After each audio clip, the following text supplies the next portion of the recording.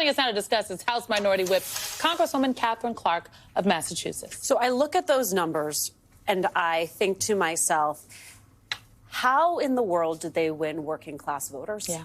And what are they going to tell working class voters about their big, beautiful bill come midterms? Yeah. I mean, listen, they won working class voters by saying, we see you. We're going to work with you because we know cost of living is out of reach. A recent study said a majority of families, 60%, can't afford the basics, housing, groceries, childcare. But then they turn around and betray their own voters. They betray the people that live in the districts that they represent. And what we have is a bill that is almost like it's constructed by cartoon villains, because it is taking away health care for nearly 14 million Americans. It is the biggest cut to food programs we've ever seen, could impact 42 million people. And all for what? To have a tax cut that is so large for the very, very wealthiest, making the winner's circle so small in this country. And the added kicker, which you just mentioned, and then they put trillions on the credit card for future generations to pay. At a time when Moody's is already bringing down our credit score. Yeah. That's right. Yeah, our credit ain't what it used to be. Right? It isn't what it used to be. With this crew in charge. And to your point, Representative Clark, you've got the Congressional Budget Office analysis of this agenda bill, this big, beautiful bill, tells us $267 billion will be spent less in the federal spending for SNAP, $698 billion less in federal subsidies for Medicaid changes, to your point, and to your other point, $2.3 trillion increase in the deficit over 10 years. CBO also notes that the increase in the deficit would trigger $500 billion in automatic cuts to Medicare starting next year. Exactly. So it's the way, folks, the way our system works, the way this whole thing is designed is that when Congress acts, and it acts in a way, as you know, Simone, having served in the White House, when it acts in a way that puts pressure on the system will self-correct. They're automatic cuts that kick in because those have been in place for a long time. Talk about what that aspect of this, which is not focused on a lot, that will also have a major impact. You know, this is part of the problem when you have a bill that is created in a solely partisan manner and is being adopted and changed. We don't even know, as we are talking right now, exactly what we could be voting on tonight, because they still don't have their bill in front of the Rules Committee. So we've been meeting since 1 a.m., but we're still operating, waiting for our Republican colleagues to settle their own inner fight and come to us with what their plans are for the American people. But what we do know is the president was at the Capitol yesterday, 24 hours ago, and said, we will not touch Medicare. $500 billion later, we are also about to devastate Medicare. So there is nothing that is off limits. Nothing off limits in order to have these tax cuts. And it is when you add into it the Moody's rating, because it is families at home that are going to have to bear these interest rates, and then the tariffs that are put on top of that. Back to school shopping for young children, where the cost of cribs and shoes and clothes and car seats. And the things you carry babies in. A stroller for the president. They are those things on wheels. Just going to go through the roof. And we already know people are not making it. Why are they doing this?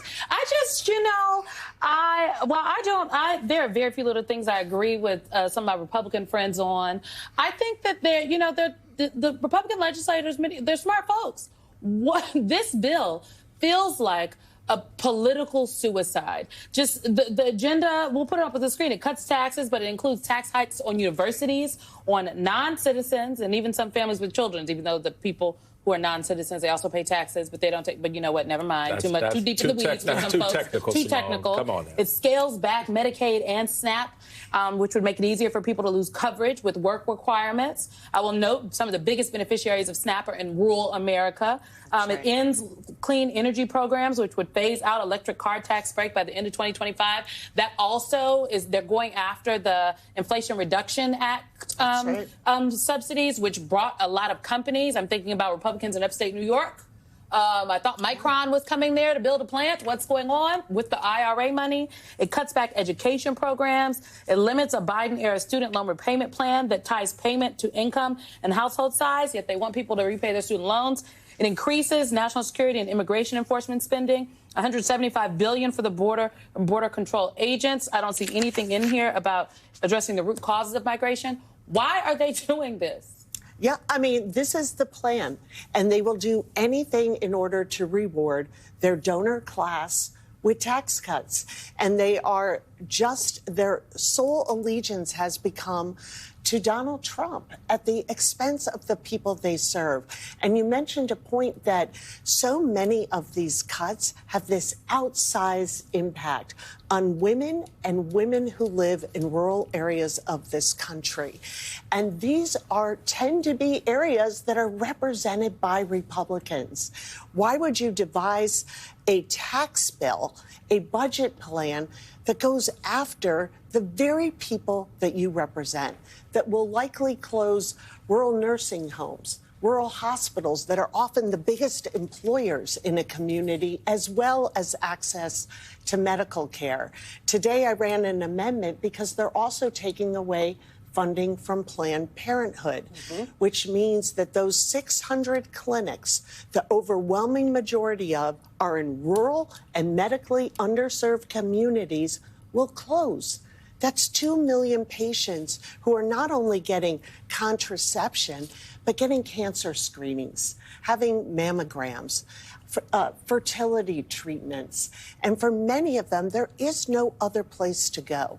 And they know full well that Medicaid does not fund abortion. We all know the Hyde Amendment has been the rule of law for decades, but they're doing it based on ideology. And what it does to women and their access to health care in their country seems to be a forgotten point. Well, I will layer on to your analysis that I also think they're having a proxy fight. They're using this as a proxy fight to decide what Trumpism is actually about. Is it, as the deficit hawks believe, about, the long-term deficit, or is it about delivering, as some of the more moderates believe, some change on the margins? I want to know how either of those camps square the president officially today, we are learning, accepting a plane from the Qataris that we also know is going to cost millions of dollars, billions of dollars from American taxpayers to retrofit to meet American presidential standards. Yeah, $400 million. There is no squaring this. There's just no squaring this. And I thought one of the most outrageous comments I've heard, and that's, it's a high bar, was when Speaker Johnson was asked about this plane and said, "That's not my lane." The Constitution that tells you of the you United right States not is not your lane when you are Speaker of the House of Representatives in the U.S. Congress. I mean, this is clearly laid out. You cannot accept gifts from foreign governments. There's really nothing to decide here. So we're going to continue to push this issue and demand that it comes before Congress, who has the constitutional right. It is our responsibility to approve or disapprove. So to that point, if the President of the United States and the Speaker of the House want to blow past the Emoluments Clause, Mr. Speaker, that's what that limitation is. What then can Democrats in the House do, or in the Senate do, to really, you say we're going to talk about it bringing further the American people, but I think the question is who has standing? Where is that to sort of bring the legal challenge that's going to be required? Can an average citizen bring that challenge and say, I'm sorry, this is a violation of the Constitution? Can the Congress? I mean, because this is always the hook for this team, because it's everything everywhere all at once. People don't know who has the authority to actually bring the legal hammer down on some of the actions of the administration. We've seen where people have not had standing who thought they did. So has that been any consideration at all, given what the president wants to do here? You know, we are looking into that for this particular, but it is so clear that it is Congress and only Congress that can approve these gifts, can approve emoluments. So we know this power lies with us. But like with tariffs, that also lies with Congress. We have seen our colleagues across the aisle willing to hand away their own power as we have a president who is amassing power for his own personal gain most of the time. And this example of a $400 million plane that he plans to just take with him when he leaves office is such an outrageous example that this has even caught the MAGA rights interest, saying going too far. And so I hope we can use this as an example and try to force a vote, try to bring this before them in Congress and say, are you really going to allow this to happen? Is there any red line that you will not allow this president to cross? I was going to say, so I'm curious if Trump asked for the plane or they offered the plane.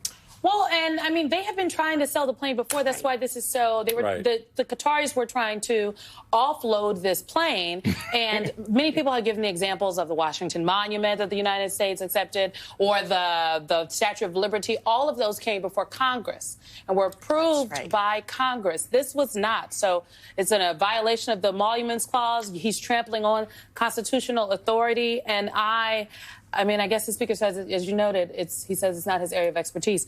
What is his area of expertise is what's currently happening with Representative LaMonica McIver, Congresswoman out of New Jersey, who, as we reported on this show, she was charged by Alina Habba, the federal government. She was released today on her own recognizance after a court appearance for what the AP is calling an immigration detention skirmish. I would call it something else. Nancy Mace has filed a resolution to expel Congresswoman McIver. Is your response to that resolution? And then what else are House Democrats going to do? Because all last week I heard privately from Democrats that this would be a red line. Well, the Trump administration has now crossed the red line. What are the consequences for that? Yeah.